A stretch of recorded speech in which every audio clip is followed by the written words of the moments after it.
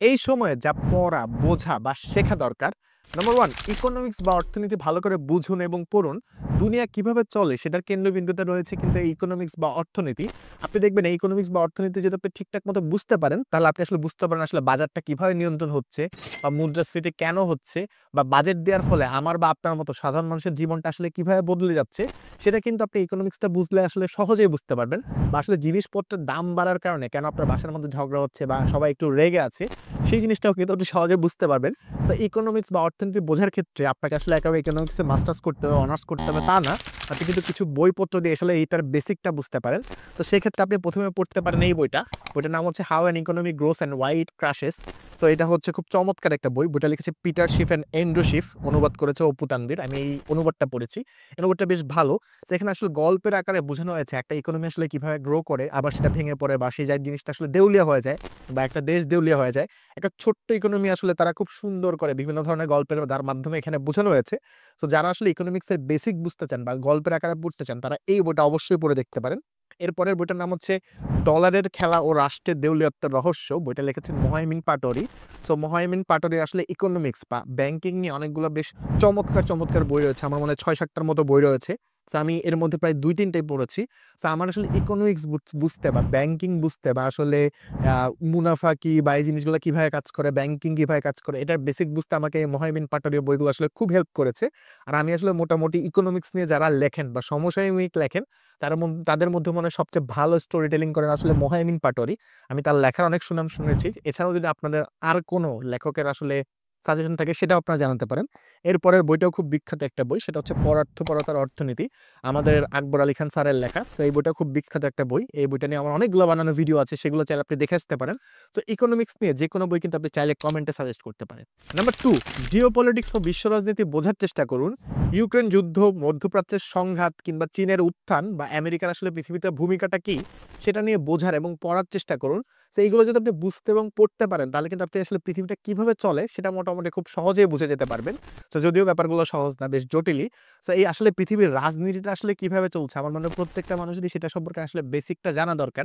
So এসব ক্ষেত্রে আপনি যে বইগুলো পড়তে পারেন, সো আপনি যদি আসলে জিওপলিটিক্স নিয়ে পড়তে চান, সেক্ষেত্রে আমার খুব পছন্দের বই হচ্ছে 'প্রিজনার্স অফ জিওগ্রাফি'। বইটা লিখেছেন টিম মার্শাল। আর বইটা আমি যে অনুবাদটা পড়ছি সেটা অনুবাদ করেছেন হচ্ছে হাসান মাহবুব। এরপরের আসলে আপনি যদি রাজনীতি নিয়ে পড়তে চান বা বিশ্ব রাজনীতি নিয়ে পড়তে চান, তাহলে আপনি পড়তে পারেন 'দি অ্যানাটমি অফ ওয়ার্ল্ড পলিটিক্স'। বইটা লিখেছেন হচ্ছে মোহাম্মদ মিরাজ মিয়া। আরেকটা খুব চমৎকার বই রয়েছে যেটা আমি দেখেছি বেশিরভাগ মানুষই পড়ে, সেটা হচ্ছে 'বিশ্ব রাজনীতির ১০০ বছর'। তারেক শামসুর রেহমান স্যারের লেখা বই। সো এই বইটা এখন আমার কাছে নেই, তাই দেখাতে পারছি না। আরেকটা বই আমি পড়ছি, সেই বইটার নাম হচ্ছে 'রাজনীতি কোষ'। তো বইটা লিখেছেন হারুনুর রশিদ স্যার। সো এই বইটার মধ্যে আসলে রাজনীতির যে বিভিন্ন টার্ম রয়েছে, ধরেন আসলে জাতীয় মুক্তি মানে কি বুঝাইছে বা জাতীয় নিরাপত্তা মানে কি, এরকম অনেকগুলা ছোট জিনিসপত্রে একেবারে আপনার যে আসলে ভোকাবুলারির বইতে যেভাবে ওয়ার্ড মিনিং দেয়া থাকে, সেভাবে এখানে মোটামুটি একেকটা শব্দ দ্বারা আসলে কি বোঝানো হয়েছে সেগুলো আসলে এক্সপ্লেইন করা হয়েছে। সো রাজনীতি নিয়ে পড়তে এবং জানতে আপনি আসলে এই ৩ টা বই আমার মনে হয় মোটামুটি পড়তে পারেন। আরেকটা তো বই বললাম, 'বিশ্ব রাজনীতির ১০০ বছর'। নাম্বার 3 ফিলোসফি আর সাইকোলজি নিয়ে পড়ুন। ফিলোসফি আপনাকে জীবন ও জগতের আসলে যে গভীর প্রশ্নগুলো রয়েছে, সেগুলোর উত্তর খুঁজতে সাহায্য করে বা সেই প্রশ্নগুলো করতে সাহায্য করে। আর বিশেষ করে সাইকোলজি আপনাকে সাহায্য করে নিজের মন বা আবেগকে বুঝতে, বা অন্যের মন বা আবেগকে বুঝতে আপনাকে সাইকোলজি সাহায্য করবে। অন্য মানুষকে প্রেমে ফেলতে সাহায্য করবে কিনা সেই ব্যাপারে আমি গ্যারান্টি দিচ্ছি না। বাট অন্যরা আসলে কিভাবে চিন্তা করে বা চিন্তায় কি ভুল করে, সেটা মোটামুটি আপনি সাইকোলজি পড়লে আসলে বুঝতে পারবেন। সো সাইকোলজি রিলেটেড যদি আপনি বইয়ের সাজেশন চান, সেক্ষেত্রে আমার খুব পছন্দের একটা বই আমি আপনাদেরকে সাজেস্ট করব। সেটা হচ্ছে 'the art of thinking clearly'. এই বইটার মধ্যে মোটামুটি ৯৯ টা চ্যাপ্টারের মধ্যে আমরা আসলে কিভাবে চিন্তাভাবনায় অনেকগুলো ভুল করি বা অনেকগুলো ভুল আমরা আসলে লালন করি, সেটাই আসলে লেখক বারবার দেখিয়েছেন। সো যদি আপনি আসলে খুব ভালোভাবে চিন্তাভাবনা করতে চান বা ভালোভাবে ডিসিশন নিতে চান, তাহলে আপনি 'the art of thinking clearly' এই বইটা হচ্ছে পড়তে পারেন। সো বইটা যদি আমি পারতাম, মনে হয় ৯৯ টা চ্যাপ্টার নিয়ে আমি ভিডিও বানাইতাম। যদি আমি মনে হয় ৫-৬ টা চ্যাপ্টার নিয়ে অলরেডি ভিডিও বানিয়ে রেখেছি। সো আমার একটা ইউটিউব চ্যানেলে কিন্তু এই রিলেটেড সিরিজও আছে। আপনি চাইলে সেটা দেখে আসতে পারেন। অনেক আগে বানানো সিরিজ। সো এরপরের বইটা হচ্ছে 'the 48 laws of power'. So এইটা হচ্ছে ওই বইটার সামারি। মূল বইটা অনেক বড়। সো এই বইটার সামারি আমি আমার একটা বড় ভাইয়ের কাছ থেকে নিয়ে এসেছি। আমি সামারিটাও তাও অর্ধেক পড়েছি। এখনো পড়ে শেষ করতে পারিনি। সো এই যে মূল বইটাও আমার কাছে রয়েছে। 'The 48 laws of power'. মূল বইটা আসলে লেখাগুলো এত ছোট যে আমি আসলে এখনো এই বইটা পড়ার সাহস করতে পারিনি। বাট এই বইটা অনেক বেশ আলোচিত সমালোচিত একটা বই। সো অন্য মানুষের সাইকোলজি বুঝতে বা পাওয়ার কিভাবে কাজ করে বা দুনিয়াতে কখন কি ঘটনা আসলে ঘটছে, সেটা নিয়ে আপনি সাইকোলজি রিলেটেড একটা ভালো ধরনের জ্ঞান পাবেন এই বইটার মধ্যে। আর আপনি যদি ফিলোসফি রিলেটেড বইয়ের সাজেশন চান, আমি আর যদি একটা বই আপনাদেরকে সাজেস্ট করি সেই বইটা হবে সফির জগৎ। সেই সফির জগৎ বইটা গল্পের মাধ্যমে আপনি আসলে ফিলোসফি খুব চমৎকারভাবে বুঝতে পারবেন। আরেকটা বই যদি হয় সেই বইটা হবে হচ্ছে হেমলকের নিমন্ত্রণ। সেটা হচ্ছে সুজন দেবনাথের লেখা। তো বইটার নাম দেখে আমি বুঝি নাই যে বইটা আসলে এত চমৎকার একটা বই। একেবারে সক্রেটিস থেকে শুরু করে প্লেটো, হেরোডোটাস কিংবা গণতন্ত্র, থিয়েটার এই যে কনসেপ্টগুলো বা ইতিহাস, বিজ্ঞান, দর্শন কোত্থেকে আসলো সেটা একেবারে গল্পের আকারে খুব চমৎকারভাবে সুজন দেবনাথ এই বইটার মধ্যে বুঝিয়েছেন। সো ফিলোসফি রিলেটেড বাংলা ভাষায় লেখা খুব ভালো একটা বই হচ্ছে এই হেমলকের নিমন্ত্রণ। আরেকটা বই হচ্ছে সফির জগৎ। নাম্বার 4 এআই বা আর্টিফিশিয়াল ইন্টেলিজেন্স বা নতুন প্রযুক্তি আপনি ইউজ করতে শিখুন। বর্তমান সময়ে সবচেয়ে বড় গেম চেঞ্জার কিন্তু হচ্ছে এআই অর্থাৎ আর্টিফিশিয়াল ইন্টেলিজেন্স। প্রতিনিয়ত নতুন, নতুন টুলস কিন্তু বাজারে এসে হাজির হচ্ছে। সো এই ChatGPT, Midjourney কিংবা Gemini বা Gemini এগুলো যদি আপনি আসলে ইউজ করতে না পারেন, তাহলে কিন্তু আপনি বর্তমান সময়ে আসলে অনেক পিছিয়ে যাবেন।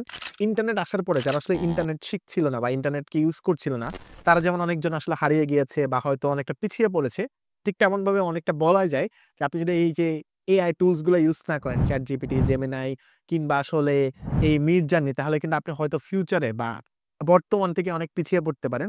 সো এআই কে বা আর্টিফিশিয়াল ইন্টেলিজেন্স কে আপনি যদি বন্ধু বানাতে পারেন বা এটা দিয়ে যদি কাজকর্ম করতে পারেন, এটা কিন্তু আপনার লাইফকে একদম 360 ডিগ্রি ঘুরিয়ে দিতে পারে। নাম্বার 5 ইংরেজি ভাষা ভালো করে শিখুন। সো আপনার কাছে মনে হতে পারে এটার নতুন কি?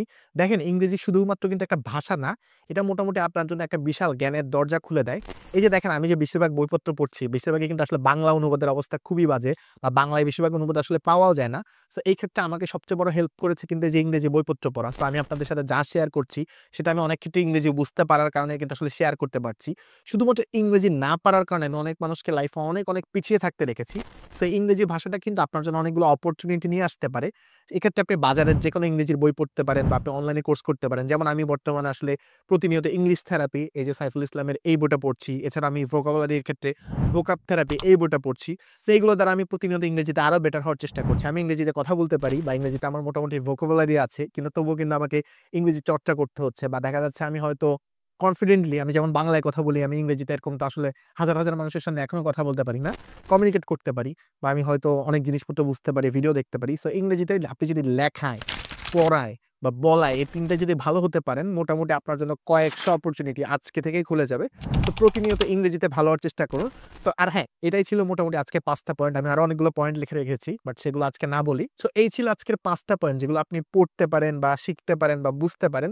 এছাড়া আপনি যদি আসলে কোনো পয়েন্ট এড করতে চান সেটাও কিন্তু কমেন্টে জানাতে পারেন। আর ভিডিওটা ভালো লাগলে যে কারো সাথে শেয়ার করতে ভুলবেন না। যেকোনো বই সাজেশন বা যেকোনো কনটেন্ট সাজেশন কিন্তু আমাকে চাইলে কমেন্টে দিতে পারেন। চলেন আমরা একসাথে শিখে, একসাথে পড়ি, একসাথেই গড়ে উঠি।